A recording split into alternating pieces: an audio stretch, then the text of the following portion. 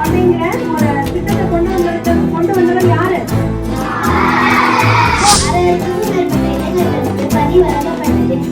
காமராஜர் ஆட்சியிலே கனவுகளான சத்தியாகிரகம், ஒத்துழையாமை இயக்கம், சட்டமைப்பு இயக்கம், அந்நிய துணி எதிர்ப்பு போன்ற பல குழந்தைகளுக்கு நல்ல படிப்பு கொடுக்கணும்.